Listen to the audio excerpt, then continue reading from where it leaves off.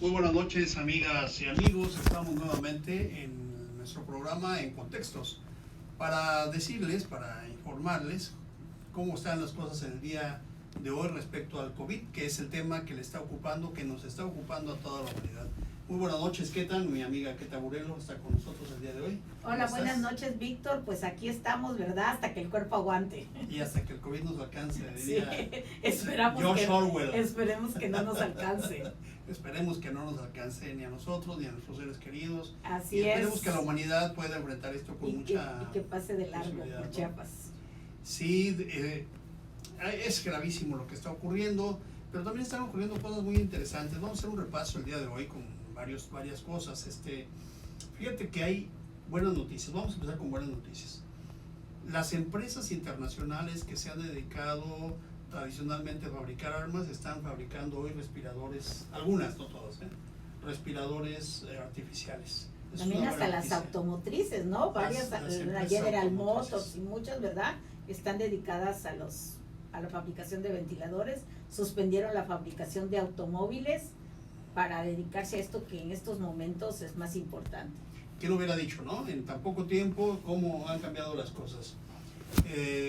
Las empresas que tienen las patentes para ciertos medicamentos, ciertas vacunas, ciertos instrumentos quirúrgicos, instrumentos de higiene, están cediendo sus derechos para que puedan ser utilizados en todo el mundo. Esa es otra buena noticia. Es decir, destraba la posibilidad de que se pueda fabricar en todo el mundo varios medicamentos que se están requiriendo. Algunos de ellos incluso son los propios respiradores o los equipos para atender a los enfermos. Así es, y también ya los laboratorios están trabajando en la cuestión de las vacunas, ¿verdad? A nivel internacional es un tema también que les preocupa porque pasada la epidemia, pasada la pandemia, creo que no se puede dejar a un lado el tema porque otra epidemia nos podrá atacar en un futuro próximo. Ya varios Bill Gates, ¿verdad? Y otros estudiosos del tema, de las proyecciones, de lo que puede pasar en un mundo globalizado, pues debemos prepararnos con las vacunas, ¿no? Fíjate que esta va a ser una gran lección para la humanidad. Esperemos, y ojalá estemos dentro de ellos, el porcentaje de la población que sobreviva a esto, pues va a ser un buen porcentaje, pero además va a dejar grandes enseñanzas. Hay gente que está hablando sobre el tema ambiental y esa es una muy buena noticia también, cómo se ha reducido la huella ambiental en estos días, ¿no? Sí, muchos animalitos, ¿verdad? Que estaban en parques o que estaban en sitios alejados de las ciudades, han bajado a las ciudades, ¿no? Y hay fotos muy bonitas de varios animales así extraños, ¿verdad? ¿Quién sabe si esas fotos son reales? En realidad lo que sí está ocurriendo, y eso sí se puede comprobar en términos científicos, es cómo ha bajado la emisión de dióxido de carbono en las zonas industriales, por ejemplo, ¿no? Esas son buenas noticias también. Es decir, quisiéramos sacar buenas noticias de la tragedia. Es lamentable, muy lamentable lo que está ocurriendo, pero hay cosas interesantes que vale la pena y que están cambiando la forma de entender las cosas. Los artistas están abriendo, por ejemplo, todos algunos estos conciertos, estudios, libros electrónicos, bibliotecas enteras a disposición, ¿no? Es decir, la humanidad está dando todo lo que tiene y ese es un buen gesto. De verdad es un buen gesto porque está ocurriendo. Y ahora cabe preguntarnos a todos y cada uno de nosotros cuál es nuestro buen gesto que estamos haciendo ante esta contingencia. Yo creo que lo tenemos que pensar. Fíjate que, por ejemplo, se ha criticado mucho la descompensación que tiene el sistema capitalista respecto a los oficios. Por ejemplo, a un futbolista que le pagan millones de dólares, millones de euros, por supuesto nos gustan los deportes, es parte de nuestra diversión, nuestra catarsis como sociedad, y son muy bien pagados. Y ahora los propios futbolistas, circo, ¿no? De la antigua Roma. Parte los gladiadores actuales, ¿no? Pero algunos futbolistas están hablando de ceder su sueldo. Y lo han hecho. Y lo están haciendo. Así es. Creo que en estos momentos hay mucha humanidad, está sacando lo mejor de sí mismos, y platicábamos en los chats precisamente sobre este desequilibrio.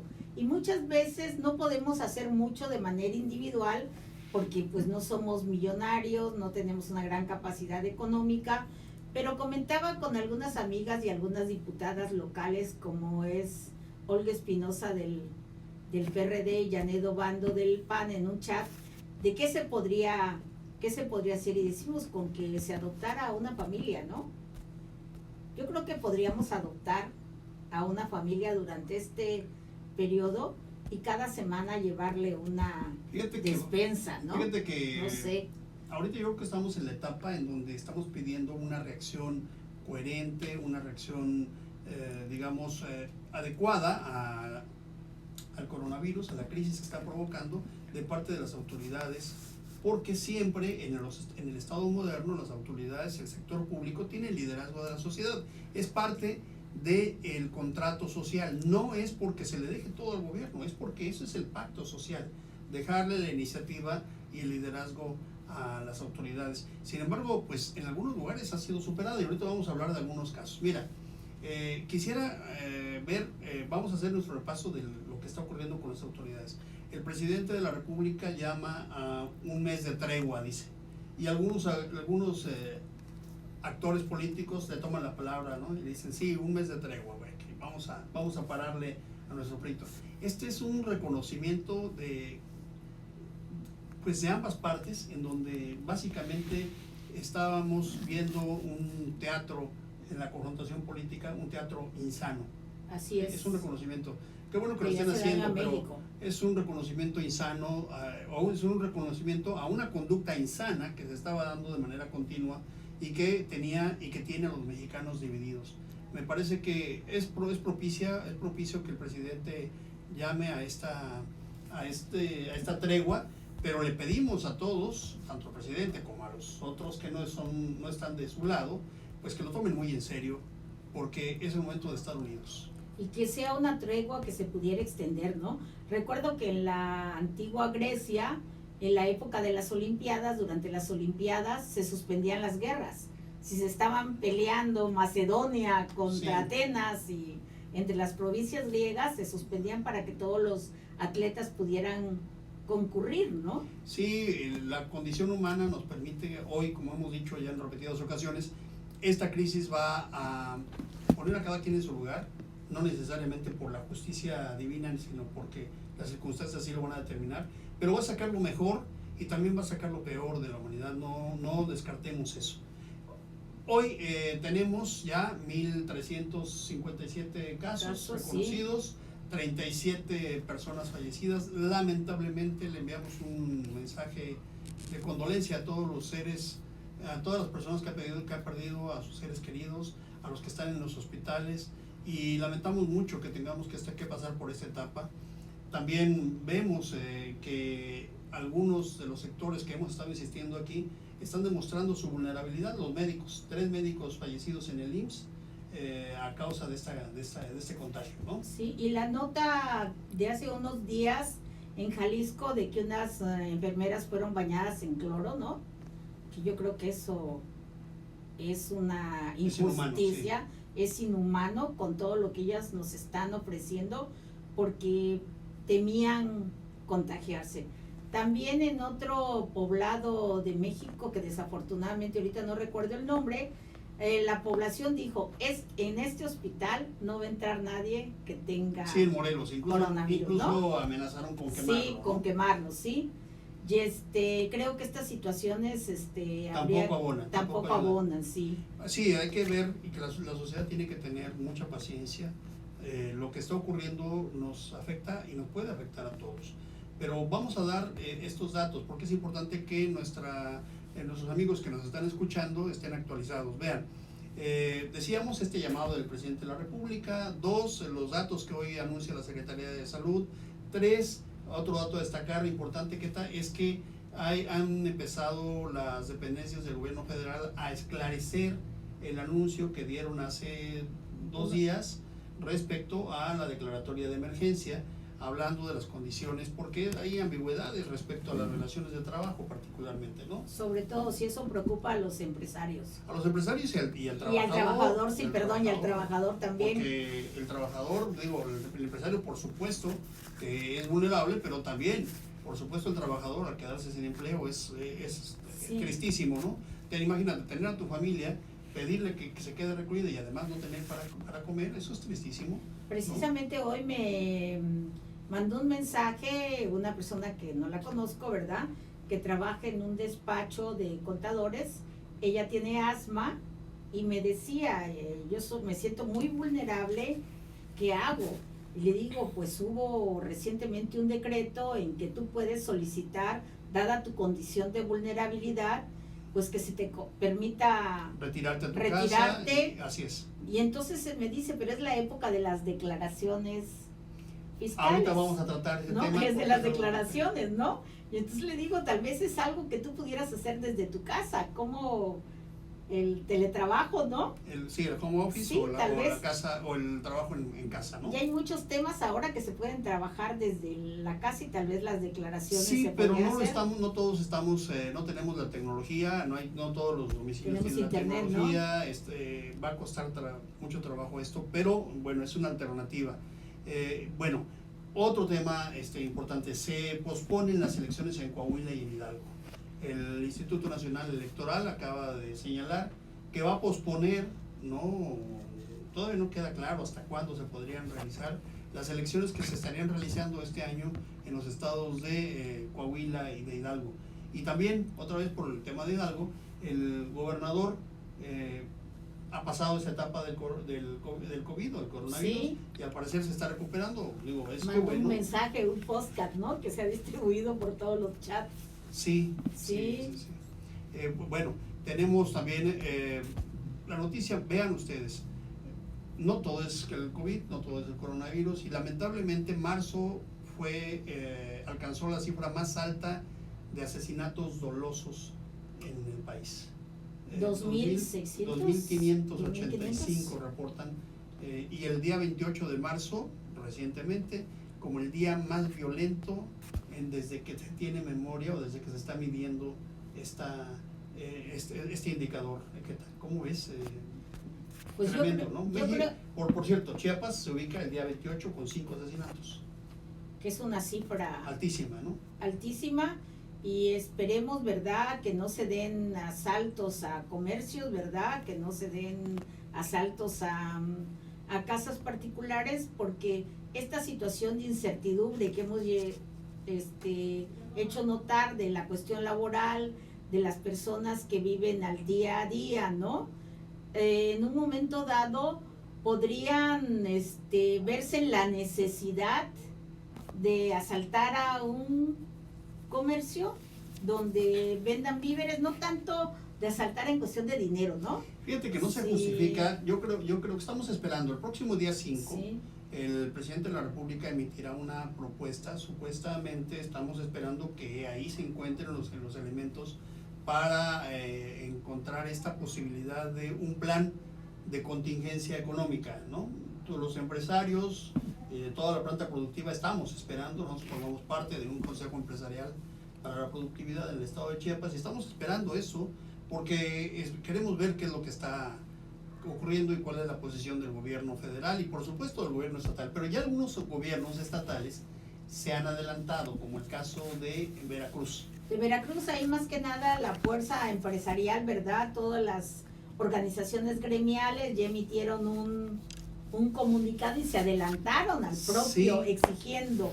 No solamente exigiendo, sí, sino además acordando una serie de medidas que ponen en jaque al sector público, ¿no? Y regreso al tema que mencionabas, que tú la cuestión lo del mencionas, SAT y las declaraciones. No, antes, el tema de la violencia, sí, que se pudiera desatar. La violencia que hasta ahora se ha medido es acreditada al narcotráfico, básicamente, ¿no? A la delincuencia organizada. Esperemos que no tengamos en el futuro violencia resultado de la segmentación social, o sea, de los conflictos sociales que se pudieran presentar. Esperemos que no. En algunos estados este tema del coronavirus, de la distancia, de la sana distancia y del aislamiento ha motivado que se den algunos saqueos a comercios, lo cual hay que decir es injustificable por dos cosas. Vean, primero porque quien lo realiza en realidad sabemos que es la delincuencia organizada. Los primeros saqueos iban por televisiones, por aparatos eléctricos. Sí, creo que toda la cuestión comestible ni la tocaron. Digo, por favor, o sea, no puede justificarse sí, estos saqueos por delincuentes, porque son delincuentes, hay que llamarlo así, ¿no? En un contexto del coronavirus. Eso no puede ser acreditable, aceptable, y hay que condenarlo. Y por supuesto, el Estado tiene que garantizar que las condiciones de seguridad se establezcan y se puedan dar, y la sociedad que está reaccionando, a mí me parece, de manera muy positiva y responsable, en gran medida, por supuesto, no al 100%, porque hay desde luego actividades que no se pueden detener, pero lo está haciendo bien.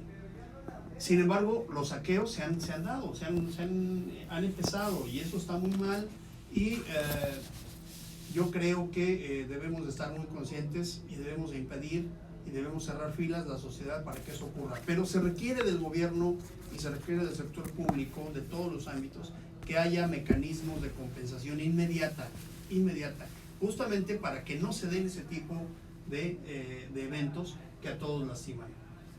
Así es, porque las familias estarán desesperadas de cómo tener alimentos. Por ejemplo, hoy también una persona a la que conozco me habla para decirme que su papá, que tiene 65 años, que es taxista y que no está teniendo ingresos, y ella se enfermó, tiene un problema en la pierna, no puede salir a trabajar. Me dice, ¿qué hago?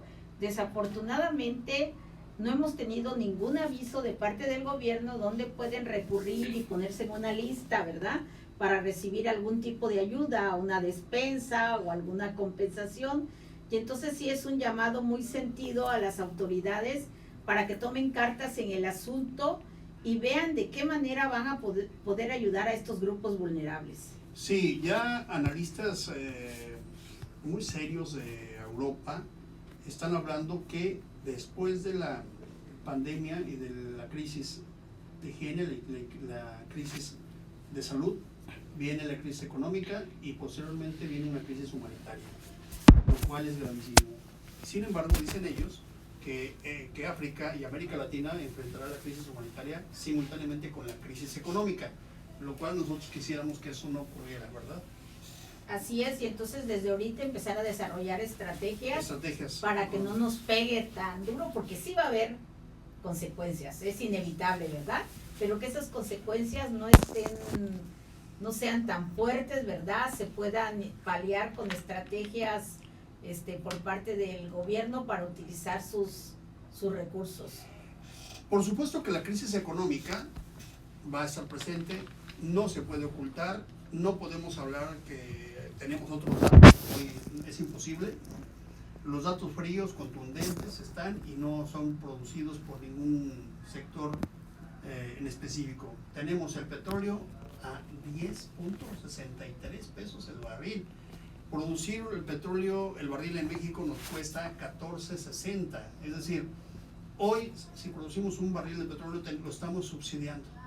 México estaría subsidiando, digamos, la producción, y todavía vendemos 1.200.000 barriles diarios. O sea, si el presupuesto que se hizo para el año 2020 se hizo pensando en un barril, en un precio del barril aproximadamente en $50, pues tenemos prácticamente un presupuesto al cual se le están disminuyendo algo así como $500 mil millones.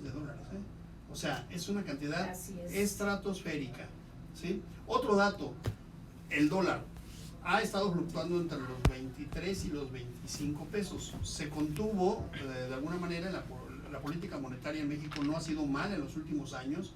Desde hace 25 años, desde Ernesto Zedillo, se hicieron cosas interesantes al darle la autonomía al Banco de México, y la política monetaria se ha manejado bien, el error de septiembre, desde el error de ¿cómo diciembre, se llamó? El error de diciembre. Desde la salida de Salinas de Gortari, una de las consecuencias y de las medidas que tomó Ernesto Zedillo fue darle la autonomía al Banco de México.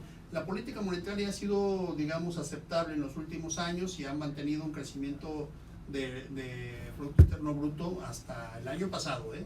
Hay que señalarlo. El año pasado es el primer año en el cual no tuvimos crecimiento del Producto Interno Bruto, y hoy por esta crisis, pues por supuesto que no la habrá. Sin embargo, los dos instrumentos, el tema de la política monetaria, se fundamenta en cómo estás en relación al dólar. Y el dólar hoy está hoy estuvo en 24.60, prácticamente rayando los 25 pesos, lo cual hace que sea, para las empresas mexicanas, sea desastroso, es terrible, porque si hicieron una presupuestación con un dólar que estaba entre 18 y 19 pesos y subirlo a 25, es terrible. Otro tema de la economía es, ya lo habíamos dicho, que las remesas van a caer. De hecho ya están cayendo, porque como se genera un proceso de inactividad económica en Estados Unidos, las remesas están cayendo y eso le pega directamente muchos despidos, ¿no? Muchos despidos a las comunidades mexicanas que viven en Estados Unidos. Sí, ¿no? Estados Unidos está mencionando, amigas y amigos, un despido, está hablando en este momento, miren, Estados Unidos tiene una tasa de desempleo aproximadamente, ellos lo miden con el seguro de desempleo, ¿no? Tienen más o menos 500,000 desempleados al año, más o menos.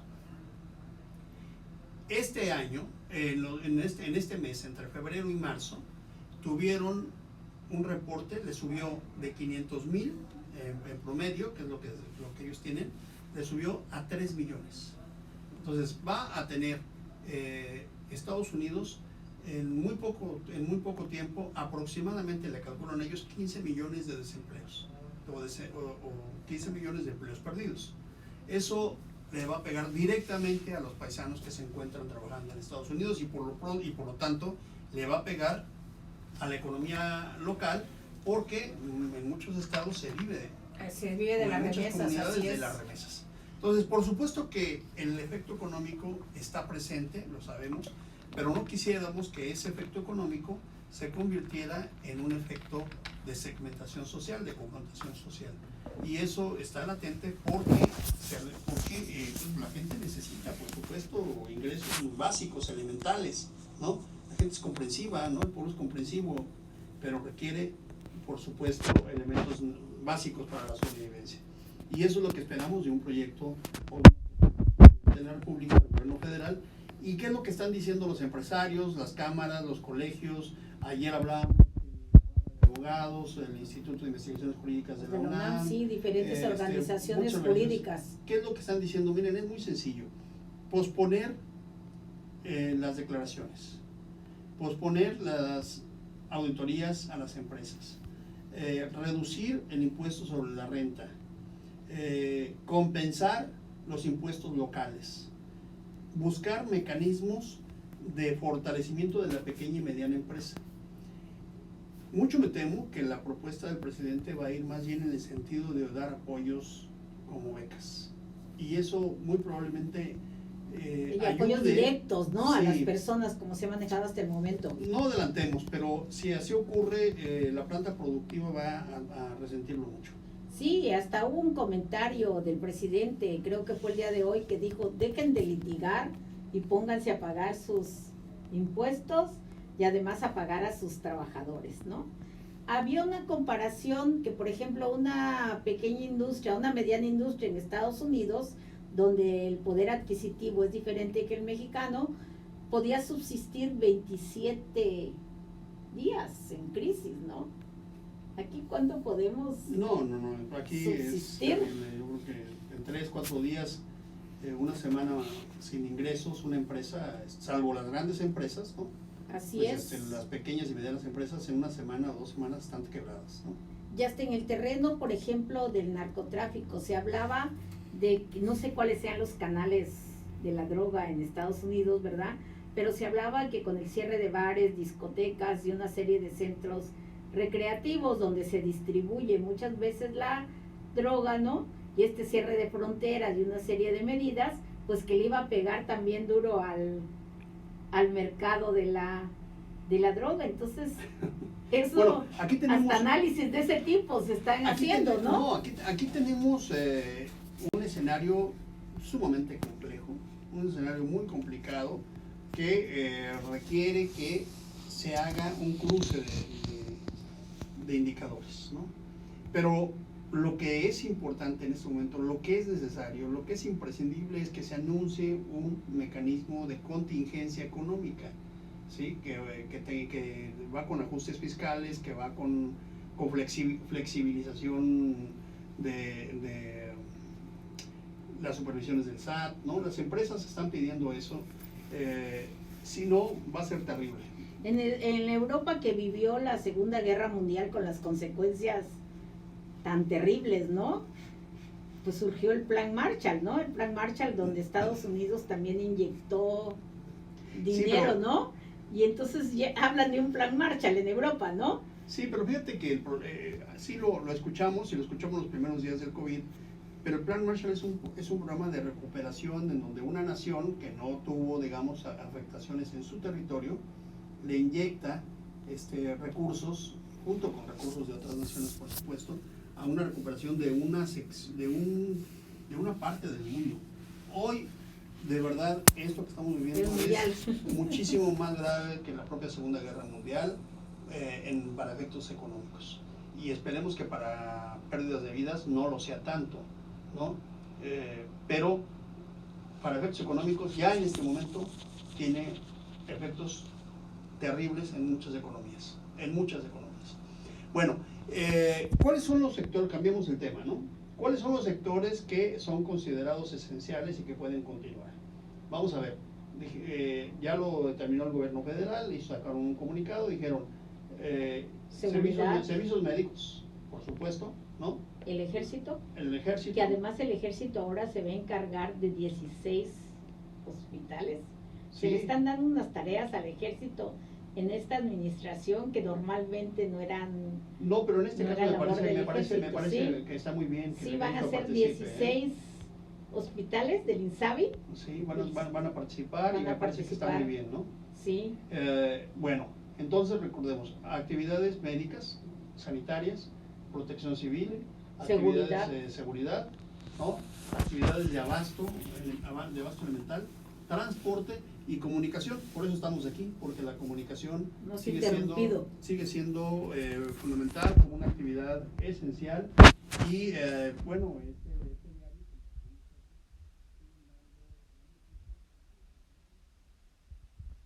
y nosotros seguiremos en esto, ya sea presencialmente o a través de mecanismos digitales, como lo hemos estado hablando.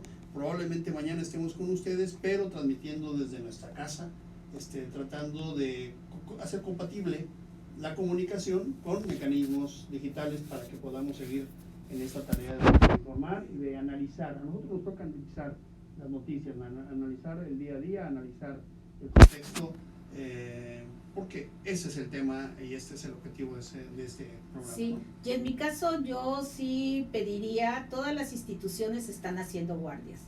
Y hay instituciones también como esenciales en el terreno de las mujeres y de los niños y de las niñas, ¿no?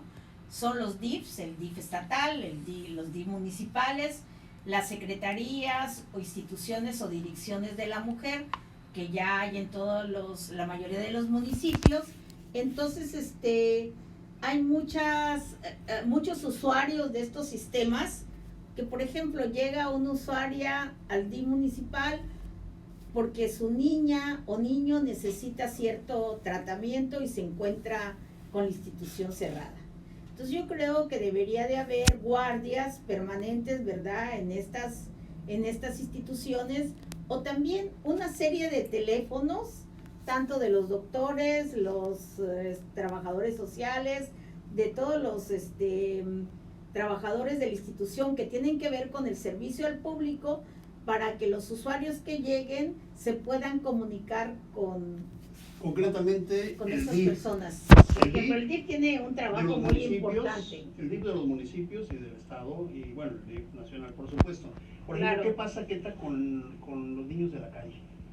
Siempre ha sido algo que el Estado no ha podido resolver.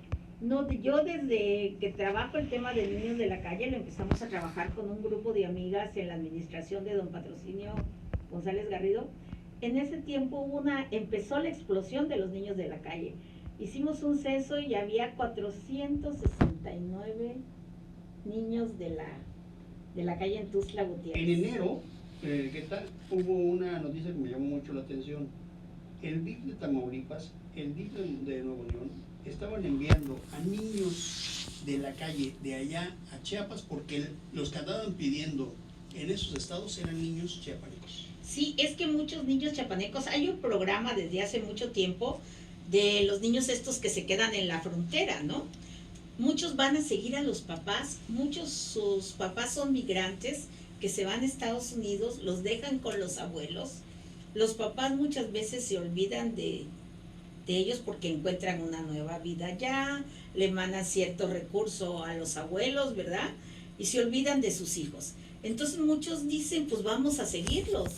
Y muchos niños y niñas, como Dios les dé a entender, emprenden el camino a la... O sea, hay una migración de niños. Hay una migración. Y se van quedando en las ciudades. Y se van quedando, pidiendo. sí, en las ciudades fronterizas o donde puedan quedarse, ¿verdad? Lamentable, ¿no? Muy lamentable. Sí, es una situación terrible, ¿no?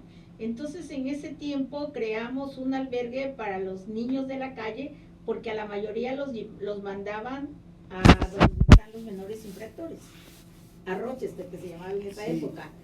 Que es una decisión, digamos, que no son menores infractores, el niño de la calle. No, por supuesto que no. ¿No? O sea, a la víctima la haces prácticamente culpable, ¿no? Sí.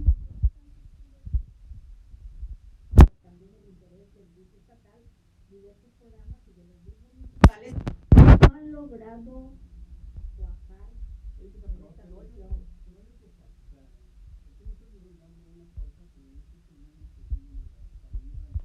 Pero aquí vamos entonces a lo que ya les digo, hay que decirlo, me da mucha tristeza decirlo, porque de verdad es muy triste ver a los niños en la calle, pero vemos a los niños en los cruceros y a los padres en la esquina esperando. Sí, es una situación terrible. Esa es una explotación, y yo no veo que haya un programa o algo que atienda, porque hasta te vas, digamos, familiarizando, sabemos quiénes son niños y niñas, niñas. Hay una institución, bueno, no es una institución porque es una conjunción de instituciones, que es IPINA, a nivel nacional, que se encarga precisamente de hacer programas en relación a esto. Por ejemplo, está el tema del trabajo infantil, Sí. Del trabajo infantil, que es que cuando los niños y niñas son explotados, ¿no? Y además, en unas condiciones, a mí me ha tocado lo que tú mencionas por la feria Chiapas, que hay mucha oscuridad en esa zona, las niñitas vendiendo flores a altas horas de la noche. La mamá o el papá están del otro lado de la calle. Cualquiera puede llegar y las levanta. Tal vez han levantado a muchos niños y ni nos hemos enterado de eso. Bueno, quién sabe si eso ha ocurrido, pero el riesgo existe de que ocurra. Así es. Muy bien, pues el tema de los niños de la calle va a ser algo que también hay que tomarlo muy en cuenta, porque así como varias instituciones están atendiendo ahorita a los enfermos, es importante que también se atienda y que no cierren los DIFs, sobre todo los DIFs municipales, ¿no? Los DIFs municipales, que están bajando así. la cortina, y eso no es correcto, ¿no? Así es, debe haber una guardia para atender los casos emergentes que se presenten cada día. Muy bien, pues amigas y amigos, nos estamos despidiendo en el programa del día de hoy. Hay muchas cosas que seguir platicando. Seguramente en los próximos días estaremos en contacto con ustedes, queremos escuchar sus comentarios, queremos saber qué opinan, y queremos que platiquemos con ustedes, porque poner en contexto la noticia, poner en contexto el suceso, es lo que queremos hacer en este programa. Esperemos que pronto podamos superar este tema de esta pandemia que está lastimando a toda la humanidad, y que lo hagamos de manera positiva y podamos decir que la humanidad venció a esta pandemia. Sin embargo, en el transcurso y en esta lucha van a aparecer muchas cosas interesantes que comentar, que transmitirles en comunicación.